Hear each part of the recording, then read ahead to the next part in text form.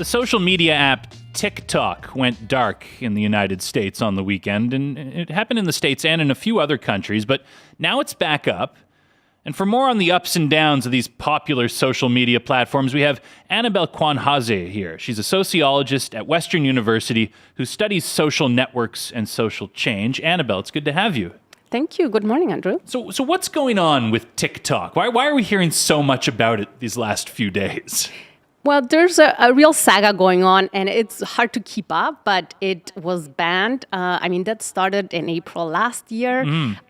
Finally, it went to the Supreme Court, the U.S. Supreme Court. The law was upheld.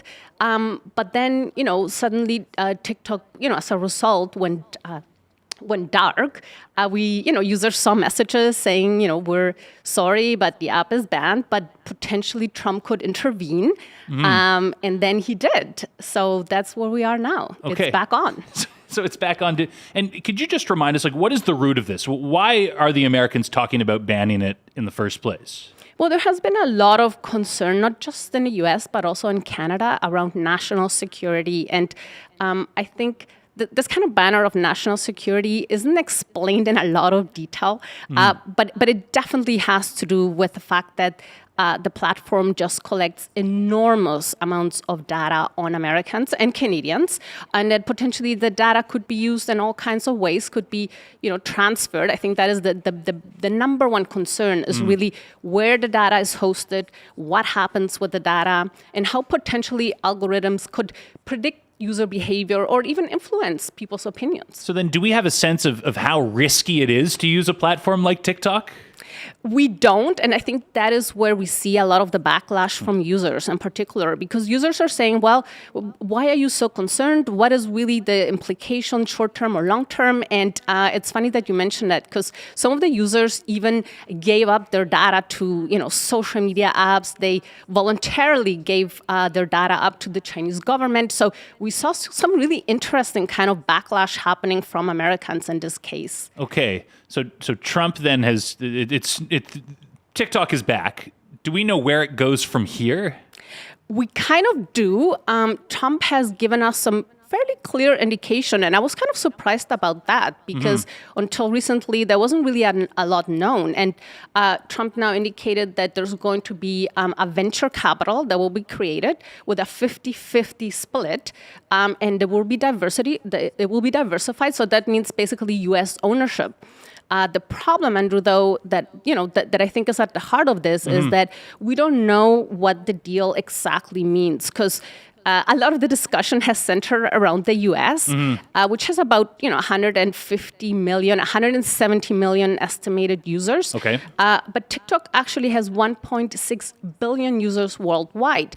So it's not clear what is really being divested here. Is it just the U.S. users? Is it the app as such, or for example, some discussions even talk about the algorithm. So the algorithm alone, which is what makes us also addicted, yes, for sure, is worth 200 billion. So it's really unclear what is really part of this deal. But Trump has given a clear indication that he's talked to the CEO, Mr. Chu, and that this is probably happening soon. So that algorithm, what is it about it that makes us so addicted? Yeah, I think that if we knew that question, but when we saw TikTok actually banned for the short period of time or just before, really something that really happened that was very unpredictable was that those frustrated American users didn't go to Meta, they didn't go to Google, Instagram, where we would have, or I would have predicted that users would have gone. Instead, they went to actually Chinese platforms. So there's certainly something about the features, the functionalities, the kind of the feel and the serendipity that happens on these social media apps that users are looking for. Is one of those Chinese platforms Red Note? That's right. One of them, it's Red Note. I mean, that is kind of the English version of it. But until recently, it's been very much a Chinese platform, with mainly, Mandarin content, a very interesting platform, but that's definitely where most of the users went, rather than where we would have predicted maybe YouTube or Instagram. Okay, so we have all this uncertainty around TikTok. We heard in the last half hour about Meta and the company that runs Facebook and Instagram, getting rid of all of its fact-checking in the United States. How do you describe the state of social media right now? Yeah, I mean, I always feel like we're going backwards. We're moving, away from regulation. We see it with Trump. I mean, and it's very difficult to regulate these kinds of media. I mean, it's important to remember that historically, media have always been regulated. Whether it's newspapers, television, radio, there've always been really kind of clear government regulation in place. And I think what happened was with social media, as they started to spread widely, become more used. There was a sense that they're like fun platforms where you watch cat videos, where people are cooking and sharing recipes. So there wasn't kind of a sense really that there was a need for regulation. But we're seeing now that, Trump even stated, in his announcement that he feels like he got the youth vote in America because of his heavy reliance on TikTok for political purposes. We see billionaires like Elon Musk acquiring these platforms.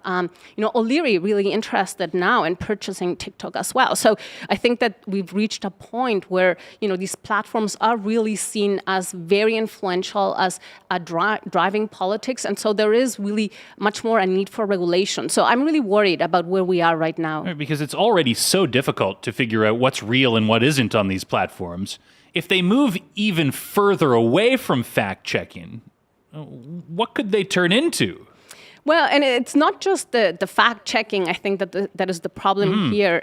It is the fact checking, the speed in which information moves, the fact that it's very difficult to verify who the users are themselves. So I think that certainly there's a lot of worry about where these platforms are heading in the future, and we shouldn't forget also the harassment, right? The misogyny that we see. So I think the lack of regulation in these platforms can be very harmful for, in particular, youth and Gen Z. Yeah, and on Elon Musk's platform, Twitter, now X, there's a ton of open racism too. It's just, it's constant. So just quickly before we go, what do you think we should do? Like, how do you think regulation should work? Yeah, I mean, in the early days, I think of the internet, let's say the mid-90s, I think we fairly quickly figured out that social media is an extension of society.